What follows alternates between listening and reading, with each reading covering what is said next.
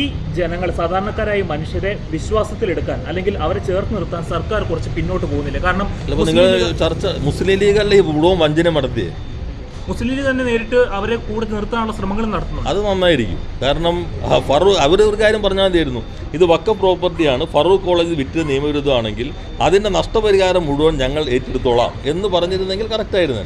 ഇപ്പോൾ അവിടെ പോയി കഴിഞ്ഞ് നിങ്ങൾക്ക് ഇതിൻ്റെ മുഴുവൻ ചരിത്രം നിങ്ങൾക്ക് കിട്ടില്ല. ആരൊക്കെയാണ് അവിടെ താമസിക്കുന്നത്, എന്തെല്ലാം സ്ഥാപനങ്ങൾ അവിടെ പ്രവർത്തിക്കുന്നുണ്ട്, എന്താണ് അവൻ്റെ യഥാർത്ഥ ചിത്രം, ഏതെങ്കിലും മാധ്യമങ്ങൾ കൊണ്ടുവരാൻ ശ്രമിച്ചിട്ടുണ്ടോ? ഞങ്ങൾ കാണുന്നത് അവിടെ ഒരു 3000-ഓളം ബോണഫൈഡ് ആയിട്ടുള്ള ഒക്യുപ്പൻസ് ഉണ്ട്, ഒരു 600-ഓളം വീടുകളിലായിട്ട്. അപ്പോൾ ഞാൻ പറഞ്ഞു വെച്ചിട്ടുണ്ടെങ്കിൽ അത്രയും പ്രാഗൽഭ്യമുള്ള പത്രപ്രവർത്തകർ പോലും ഇത്തരം വിവരങ്ങൾ പഴയവരെ തേടി പിടിക്കുന്നില്ല. അപ്പോൾ അതിൽ ഞങ്ങൾ ഒരു തീരുമാനം, ചിലർ പറയുന്നു ഇത് ഗവൺമെൻറ്റാണ് ഉത്തരവിട്ടത്. ആ നിസാർ കമ്മീഷൻ്റെ ഇതിൽ തന്നെ 15-ാമത്തെ നോക്കിയാൽ കൃത്യമായി കാണാൻ കഴിയും. അതിൽ പറയുന്നത് വഖഫ് പ്രോപ്പർട്ടിയാണോ അല്ലയോ എന്ന് തീരുമാനിക്കാൻ ഞങ്ങളുടെ അന്വേഷണത്തിൽ കഴിയില്ല. അത് വഖഫ് ബോർഡാണ് തീരുമാനിക്കുന്നത്. അതാണ് ഞാൻ നേരത്തെ പറഞ്ഞ പാണക്കാട് റഷീദ് അലി തങ്ങളുടെ ചെയർമാനായ വഖഫ് ബോർഡാണ് എല്ലാ ഭാഗവും കേട്ടിട്ട് ഒരു ഓർഡർ ഇറക്കിയിരിക്കുന്നത്. അപ്പോൾ ആ സാഹചര്യത്തിൽ ഇനി എങ്ങനെ മറികടക്കും? അപ്പോൾ ഞങ്ങൾ ആദ്യഘട്ടമായിട്ട് നികുതി വാങ്ങിക്കാൻ തീരുമാനിച്ചു. ആ വാങ്ങിക്കാൻ തീരുമാനിച്ചതിനെതിരെ ഇപ്പോൾ 10 മിനിറ്റ് കൊണ്ട് പരിഹരിക്കാമെന്നാണല്ലോ പ്രതിപക്ഷ നേതാവ് പറയുന്നത്. പ്രതിപക്ഷം നിയമസഭയിൽ സബ്മിഷൻ കൊണ്ടുവന്നു. ഇത് കയ്യേറ്റക്കാർക്ക് വേണ്ടിയുള്ള നടപടിയാണ്, ഒരു കാരണവശാലും നികുതി വാങ്ങരുത്. മന്ത്രി അങ്ങനൊരു തീരുമാനമെടുത്ത് യോഗത്തിൽ പങ്കെടുത്ത് തന്നെ നിയമവിരുദ്ധമാണ് എന്നാണ് UDF അവതരിപ്പിച്ച സബ്മിഷൻ. നിങ്ങൾ 2022 ഡിസംബർ 12 സബ്മിഷൻ നോക്കിയാൽ മതി. UDF നിയമസഭയിൽ നികുതി വാങ്ങിക്കുമ്പോൾ സബ്മിഷൻ ഉന്നയിച്ച ആളാണ് 10 മിനിറ്റ് കൊണ്ട് പരിഹരിച്ചൂടെ എന്ന് പറയുന്നത്.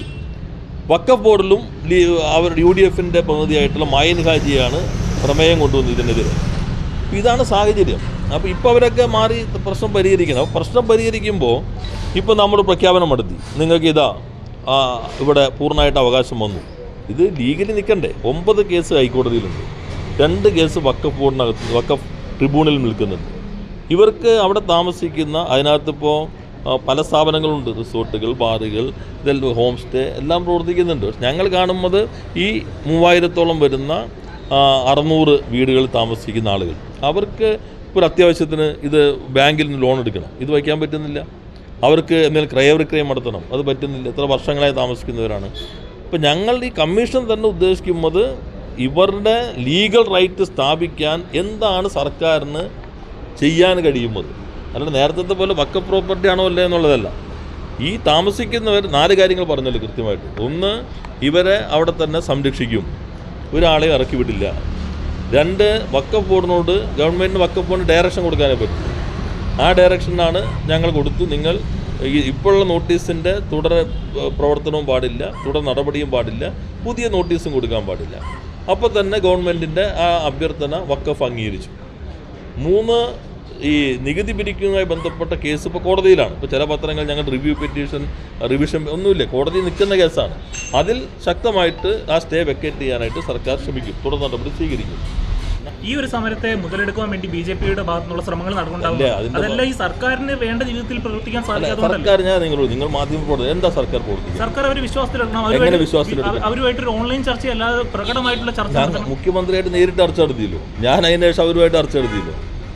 ഇപ്പം എന്താ അതിന് തീരുമാനം? ഇതല്ലാതെ ഇപ്പോൾ വിശ്വാസത്തിലെടുക്കാൻ എന്താ തീരുമാനം എടുക്കേണ്ടത്? പറഞ്ഞു കൊടുക്കാൻ അല്ല, ആ മനുഷ്യരുടെ അല്ല എന്താ കാര്യം? മനുഷ്യർ കൊണ്ട് കാര്യമില്ല. എന്താ നമ്മൾ എടുക്കേണ്ട തീരുമാനം? പറഞ്ഞു അവർക്ക് അനുകൂലമായിട്ടുള്ള തീരുമാനം, ഇതിനേക്കാൾ നല്ല അനുകൂലമായി ഏത് തീരുമാനം എടുക്കാൻ കഴിയും? പറഞ്ഞു തീരുമാനമല്ലോ നീട്ടി വലിച്ചുകൊണ്ട് പോകല്ലേ. എവിടെ നീട്ടി വലിച്ചുകൊണ്ട് പോയി? ജുഡീഷ്യൽ കമ്മീഷൻ വയ്ക്കുന്നു, പുതിയ കമ്മീഷൻ വയ്ക്കുന്നു. ഈ സപ്നയോടൊന്നും അവർക്ക് മനസ്സിലാവില്ല, അവരുടെ ജീവിത പ്രശ്നമല്ലേ. ഏത് സപ്ന മനസ്സിലാവാം? ഇപ്പം ഞങ്ങൾ പ്രഖ്യാപിച്ചു, നേരെ നിങ്ങൾ സന്തോഷിച്ചു, പിറ്റേ ദിവസം ചെന്നിട്ട് ഹൈക്കോടതിന് സ്റ്റേ കിട്ടി. അപ്പോൾ ആ സപ്ന മനസ്സിലാവും? ഇതിൻ്റെ നിയമവശം എന്താ? വഖഫ് പ്രോപ്പർട്ടി വോയിഡ് ആൻഡ് അബ് ഇനിഷ്യോ എന്ന് കൃത്യമായ നിയമം പറയുകയാണ്. അപ്പോൾ അവരെ തൽക്കാലത്തേക്ക് നിങ്ങൾ പറയുന്ന ഈ പൊടിപ്പും തൊങ്ങലും വച്ചിട്ടല്ല, പെർമനൻ്റ് ആയിട്ടുള്ള ഒരു സൊല്യൂഷൻ എന്താണ്? അതിപ്പോൾ ഗവൺമെൻറ് പ്രഖ്യാപിച്ചു ഇത് വഖഫ് പ്രോപ്പർട്ടി അല്ല, അങ്ങനെ പ്രഖ്യാപിക്കാൻ വഖഫ് നിയമത്തിൽ വകുപ്പുണ്ടോ? ഇനി വഖഫ് ബോർഡ് പ്രഖ്യാപിച്ചു എന്ന് കരുതാം. വഖഫ് സ്വത്തുകൾ സംരക്ഷിക്കുന്നില്ലെങ്കിൽ വഖഫിനെ തന്നെ പിരിച്ചുവിടാൻ കോടതി പോവാം. ഇപ്പോൾ മുസ്ലിം ലീഗ് എന്ന് അവർ ഇപ്പോൾ ആരെങ്കിലും ഇപ്പോൾ നിങ്ങൾ പറഞ്ഞു ഞങ്ങൾ പറഞ്ഞു ആരും കോടതി പോകരുത് നമുക്ക് പറയാൻ പറ്റുമോ? അപ്പോൾ എന്ത് വേണം? നിയമപരമായ പരിരക്ഷ ഉണ്ടാകണം. പരിരക്ഷ സ്വിച്ചിട്ട് ഇത് എത്ര കാലം മുതലുള്ളതാണ്? പറവൂർ കോടതിയിൽ വിധി കണ്ടിട്ടുണ്ടോ? ഏറ്റവും കൂടുതൽ ഈ റഷീദ് അലി തങ്ങളുടെ ചെയർമാൻഷിപ്പിലുള്ള വഖഫിൻ്റെ ഓർഡർ കണ്ടിട്ടുണ്ടോ? ഇതല്ലേ 3 ആധികാരിക രേഖകൾ. അപ്പോൾ അതിലിപ്പോൾ മാധ്യമങ്ങൾ ഉത്തരവാദിത്വത്തോടു കൂടി ജനങ്ങളിലേക്ക് കാര്യം, ഇപ്പോൾ നിങ്ങളവിടെ പോയിട്ട് എന്തൊക്കെയാണ് സ്ഥലം, ഏതൊക്കെയാണ് അവിടെയുള്ള സ്ഥലങ്ങളെന്ന് ഏതെങ്കിലും മാധ്യമങ്ങൾ കൃത്യമായിട്ട് വിവരം കൊണ്ടുവന്നിട്ടുണ്ടോ? എന്തൊക്കെ അവിടെ പ്രവർത്തിക്കുന്നുണ്ട്, ആരൊക്കെയാണ്, എന്തൊക്കെയാണ് അതിൻ്റെ വശങ്ങൾ? നിങ്ങൾക്ക് തിരക്കല്ലേ, നിങ്ങളില്ലേ വാർത്തകൾ എല്ലാ വശവും വന്നിട്ടുണ്ട്. അതിന് എത്ര പേരവിടെ താമസിക്കുന്നുണ്ട്, അല്ല എത്ര ഫാമിലി താമസിക്കുന്നുണ്ട് പറഞ്ഞു. നിങ്ങൾ എറണാകുളത്ത് ബീറ്റ് നോക്കുന്നവരല്ലേ? എത്ര സ്ഥാപനങ്ങൾ അവിടെ ഉണ്ട്, ഏതൊക്കെ സ്ഥാപനങ്ങളുള്ളത്? ഇപ്പോൾ നോട്ടീസ് കൊടുത്ത ആർക്ക്, അവിടെ താമസിക്കുന്ന ആർക്കെങ്കിലും ആണോ? ഈ നോട്ടീസ് എന്നാ കൊടുത്ത്? 2022 2024 എങ്ങനെ വന്നു പെട്ടെന്ന്? ഗവൺമെൻറ് എടുത്ത നടപടി എന്താ? ഗവൺമെൻറ്റല്ലേ ഇവർക്ക് ടാക്സ് അടയ്ക്കാനുള്ള അനുമതി കൊടുത്തത്, അതിനല്ലേ കോടതി പോയത്. നിയമസഭയിൽ ലീഗ് എന്തോ സ്വീകരിച്ച ടാക്സ് അടയ്ക്കുന്നത് പോലും നിയമവിരുദ്ധമാണ്, നിങ്ങൾ കയ്യേറ്റക്കാർക്കൊപ്പമാണെന്ന് കൊണ്ടുവന്ന ആളുകളാണോ ഇതിൻ്റെ പരിഹാരത്തിന് വേണ്ടി നിന്നു നിങ്ങൾ പറയുന്നത്? ഇവിടെ നമ്മൾ കാണേണ്ടത് കുറച്ച് സങ്കീർണ്ണമാണ്. ഞാൻ അന്ന് ആദ്യമേ പറഞ്ഞു, അത് നമുക്ക് ഇവിടുത്തെ പാവപ്പെട്ട ആളുകൾ അവിടെ വർഷങ്ങളായി താമസിക്കുന്നവർക്ക് അവർ താമസിക്കുന്ന സ്ഥലത്ത് ലീഗൽ റൈറ്റ് നമുക്ക് പ്രൊട്ടക്റ്റ് ചെയ്യാൻ കഴിയണം. അത് പ്രൊട്ടക്റ്റ് ചെയ്യണമെങ്കിൽ അതിൻ്റെ എല്ലാ വശവും നമ്മൾ നോക്കണം. ഒരു പുതിയ എന്തെങ്കിലും സംവിധാനം വേണോ, ഇവരത് എത്രമാത്രം കഴിയും? അതിന് ഏറ്റവും അനുയോജ്യമായതൊരു കമ്മീഷനാണ്. സാധാരണ 1 വർഷമൊക്കെയാണ്, അപ്പോൾ ഞങ്ങൾ പരമാവധി 3 മാസത്തിനുള്ളിൽ തന്നെ തീർക്കണം എന്നാണ് കരുതുന്നത്. അപ്പോൾ അതിലെല്ലാവരും ഈ വാങ്ങിയിട്ടുള്ള ആളുകൾ, ഇപ്പോൾ വാങ്ങിയുള്ള ആൾ ചിലപ്പോൾ തോന്നുന്നു ഞാൻ പണം കൊടുത്ത് വാങ്ങിയതാണ്, അവർ കുറ്റം പറയാൻ പറ്റില്ല. പക്ഷേ ബയ്യർ ബവേർ എന്നതാണ് പ്രമാണം നിയമത്തിൽ. വാങ്ങുന്നവരും അറിഞ്ഞിരിക്കണം, ഇതാണ് നിയമത്തിൽ. അപ്പോൾ നിയമപരമായിട്ട് ഇവർ പറഞ്ഞത് ശരിയാണ്, സാധുക്കളായ ആളുകൾ. ഇതാരാ ഈ വിൽപ്പന നടത്താൻ ചുമതലപ്പെടുത്തിയ ആളാരാ? അവൻ്റെ കരാറുണ്ട്, അത് നിങ്ങളാരെങ്കിലും കണ്ടിട്ടുണ്ടോ? KPCC സെക്രട്ടറി അഡ്വക്കേറ്റ് പോൾ, അദ്ദേഹത്തെയാണ് വിൽപ്പന നടത്താൻ ചുമതലപ്പെടുത്തിയത്. നേരിട്ട് അവരുമായി സംസാരിക്കുന്നുണ്ട്. ചർച്ചയ്ക്ക് മുമ്പും ചർച്ചയ്ക്ക് ശേഷവും സമരസമിതിയുമായിട്ട് ഞങ്ങൾ സംസാരിച്ചിരുന്നു, അവരായിട്ട് ആശയവിനിമയം നടത്തിയിരുന്നു. ചിലർക്കിത് തീരരുത് എന്ന് പുറത്തുള്ള ചില ശക്തികൾക്ക് ആഗ്രഹമുണ്ട്.